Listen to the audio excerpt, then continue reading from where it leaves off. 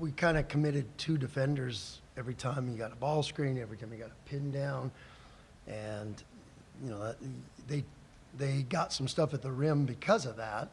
But we wanted to be in on those bigs and because they were cooking. When I watched these guys on film, I was like, I'm not sure we can stop them.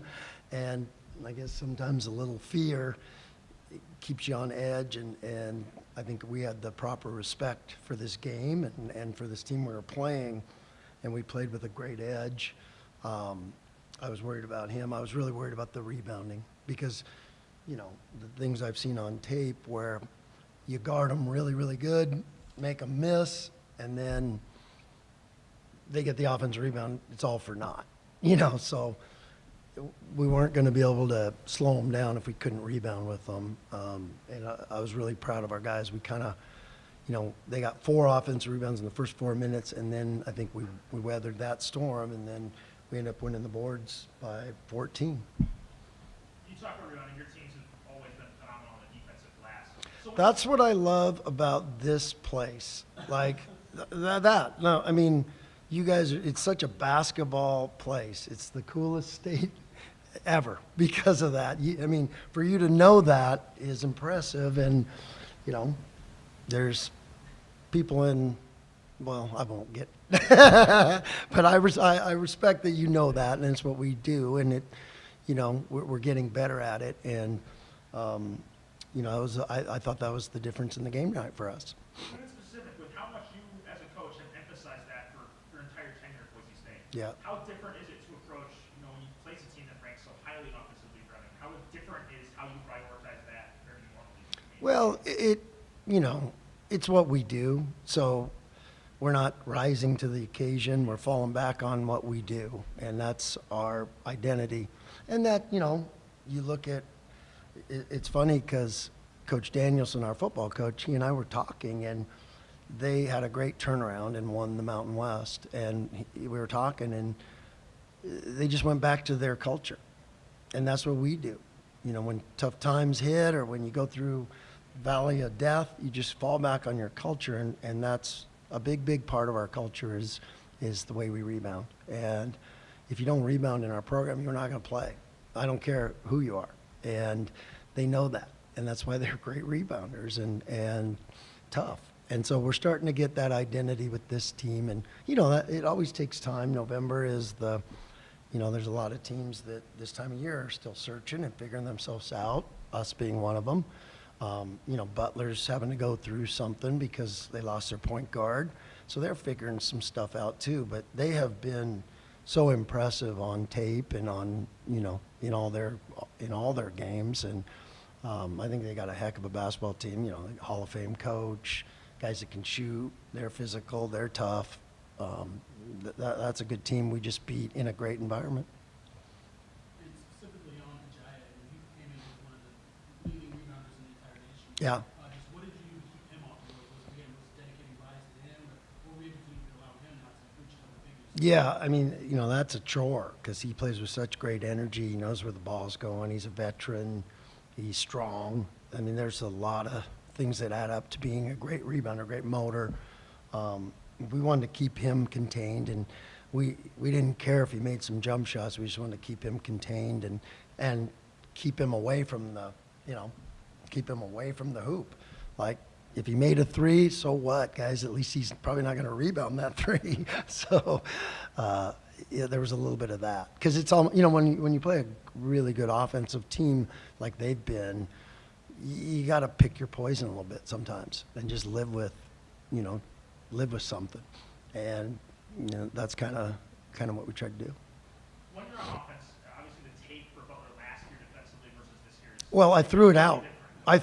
I literally started watching it because I was like, I talked to, our assistants. I was like, what can we take away? Because we scored a lot of points. What can we take away? And they were like, it's a lot different. And then I started watching. I'm like, it's completely different. So I actually stopped watching it and just watched a few clips of it. Like, oh, this worked and this was good with their tendencies of how they guard. But such a different team in that short of time. It's crazy. And such a different mindset. like, end of the year mindset versus this team has been grimy and they've been tough and they've been on the ball and they've been aggressive defensively, which they were tonight. To that on-the-ball pressure defense that's obviously different from what was last Yeah. year. You guys are really the first team I've seen so far this season that have been able to take advantage of that and hit a couple back cuts early in the second half. Yeah. Was that something you guys were looking for? Just Yeah, and the ball screen? because that's something that we've been trying to get better at. We've been standing a little bit too much, and for us to be a good team, we got a lot of interchangeable parts. And if we can become a really good cutting team, now we're really hard to guard. And so we had some good possessions of that. I think we did still stand a lot more. There's always that game slippage, and we want to keep getting better at that. Coach, coming out of the second half, Butler goes on an 8-0 run. What did you say in the huddle after that? Your team went on a 15-2 run right after. Well, we missed 3 layups in that little stretch. But playing on the road, we know, this was like a high-level league game for us. And playing on the road, you got to weather some storms. The other team's not going to just roll over and get knocked out because you have a 2-point lead. That's, they're going to come at you and they're going to counterpunch. And good teams are going to keep doing that. And we knew that was coming. And so we were, pretty calm in that huddle, like, okay, just weather the storm and keep sawing wood, and we'll get there. Coach, down stretch, no Butler scoreless for the last 6 minutes of the game. Wow. Just, as you said, I mean, it's a high-paced offense that Butler has. They score a lot of points. What was the switch to really just shut them down for the last half of the second half? Yeah, I think our depth really helped us tonight. And because we were cycling a lot of guys through, we kept guys mentally fresh and we kept guys on task because, that first half, that second unit kind of made a good run. And I think it was a 10-0 run maybe. And kind of we got the lead with them. So I think, Dom gets 10 rebounds. In a game like this, you need that big body. He's like that old-time boxer with the big old fists and big head. And, you get hit by Dom, you've been hit. And so he was huge off the bench. And not just him. All the guys, it was a great team win by us because everybody contributed. Thanks, Coach. All right. Thank you, guys.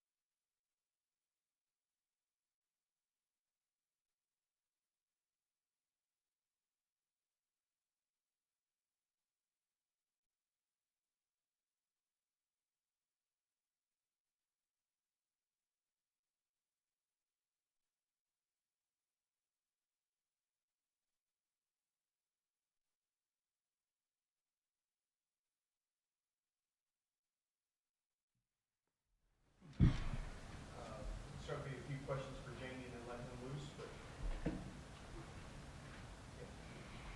You guys have been really rebounding well and kind of out-rebounding every team you face, but what did you seem to make it kind of their mission to out-rebound you guys in the last years? What were they able to do to have success rebounding? Yeah, our biggest strength became our biggest weakness today. They were getting inside positioning early. They were big, strong guys. Usually that's our thing. We get position on them, and then we can go up, jump, go get it. But they were getting position on us early, being a little bit more physical, and we weren't able to separate and go get those rebounds.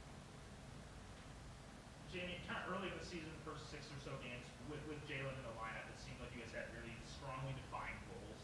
As you have played without Jalen, how hard is it? Obviously, Finley and Light kind of stay where they were, but how hard is it to figure out where everyone kind of fits now without Jalen, especially on the offensive end? I don't think it's hard at all. Coach does a good job of telling people what they're supposed to do, what their roles are. Coach Barlow offensively pretty much sets it straight who's doing what. So, I mean, we'll get used to it. We're fine. Jamie, the defense from Boise State tonight looked really strong. It seemed like you guys were having some trouble penetrating in one-on-one situations, especially. What did they do there? They just have really good gap integrity. You know, they weren't flying out at us, having bad closeouts. We had a lot of middle third drives. They were just sitting in the paint. Didn't move a lot offensively. Our screens could have been better, but we'll get that corrected.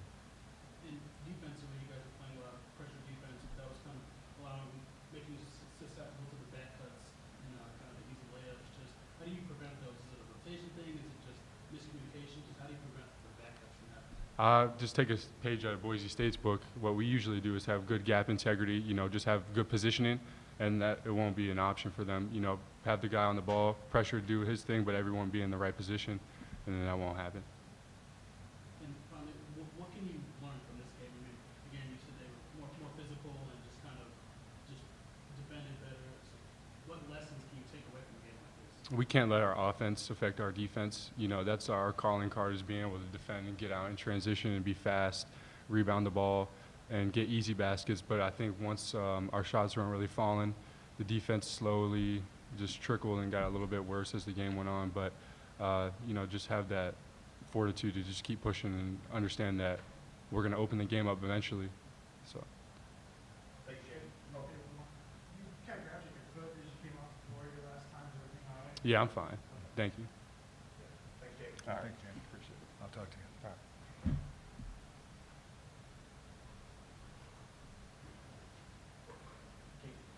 And so Boise State coach was talking about, you know, how well you guys are rebounding. They wanted to kind of keep Michael Madden out of the paint and maybe letting him to, you know, kind of settle for jumpers.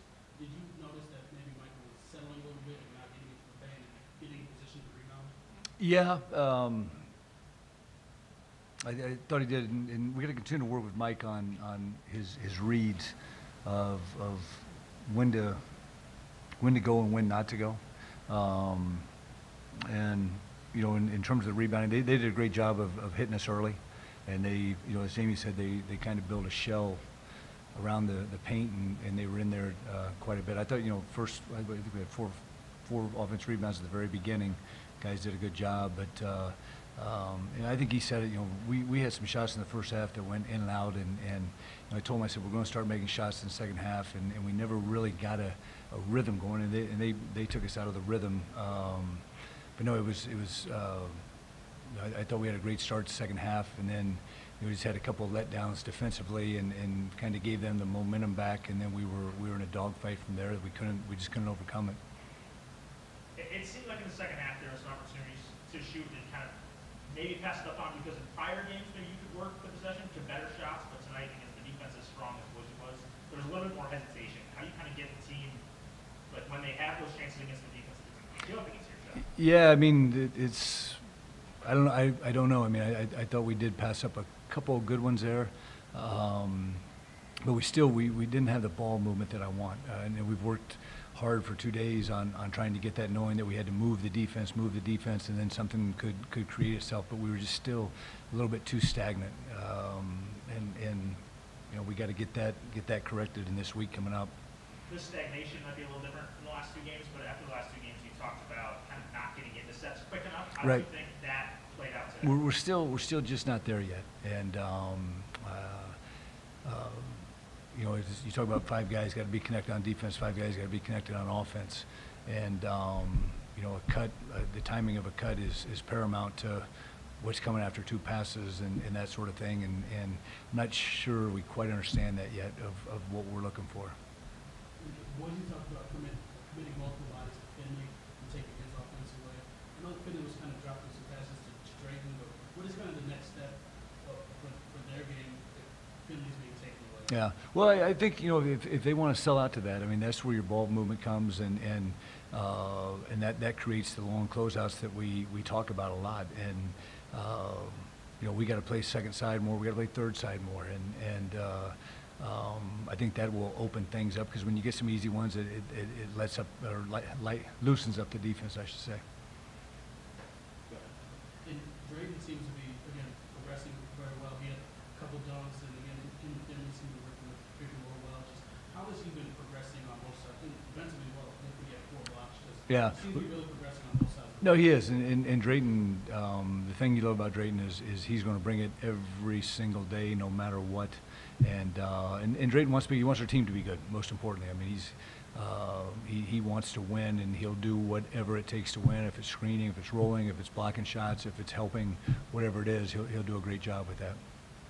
Coach, you went more Yame over things down the stretch of the game, obviously didn't pan out, but in terms of the process, what really stood out from Yame for the first 30 minutes of the game that kind of you liked out? Yeah, you know, Yame is just with his size. He was able to get inside the defense some, and you know, I thought his strength. He did a pretty decent job with all the ball screens that they said of getting over him, getting into the ball, getting over him, and